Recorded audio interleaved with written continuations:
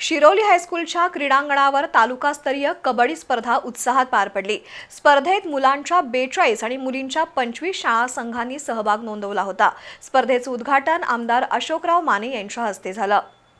हातकणंगले तालुक्यातील पुलाची शिरोली हायस्कूलच्या क्रीडांगणावर तालुकास्तरीय कबड्डी स्पर्धा उत्साहात पार पडली। मुलांच्या 42 आणि मुलींच्या 25 शाळा संघांनी स्पर्धेत सहभाग नोंदवला होता। स्पर्धेचे उद्घाटन आमदार अशोकराव माने यांच्या हस्ते झालं। जिल्हा मध्यवर्ती सहकारी बँकेचे संचालक विजयसिंह माने, शिरोली पुलाचे शिक्षण प्रसारक मंडळ, सुरेश पाटील, कृष्णात खवरे, सलीम देसाई, भाजप किसान मोर्चाचे उपाध्यक्ष राजेश पाटील, राजाराम सहकारी साखर कारखान्याचे संचालक दिलीपराव पाटील यांची प्रमुख उपस्थिती होती। कबड्डी सारख्या खेळामुळे संघ भावना, शिस्त आणि जिद्द ही जीवन मूल्य जोपासली जातात असं प्रतिपादन आमदार माने यांनी केलं। शिरोली ही कबड्डीची पंढरी मानली जात असल्याचं संस्थेचे अध्यक्ष सुरेश पाटील यांनी सांगितलं।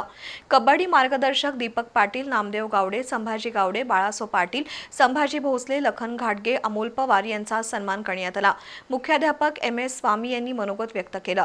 यावेळी कृष्णात करपे, विजय जाधव, योगेश खवरे, बाबासो कांबळे, सुभाष पाटील, राजहंस पाटील, पांडुरंग तावडे, संजय पाटील, संताजी भोसले, शिवाजी पाटील उपस्थित होते।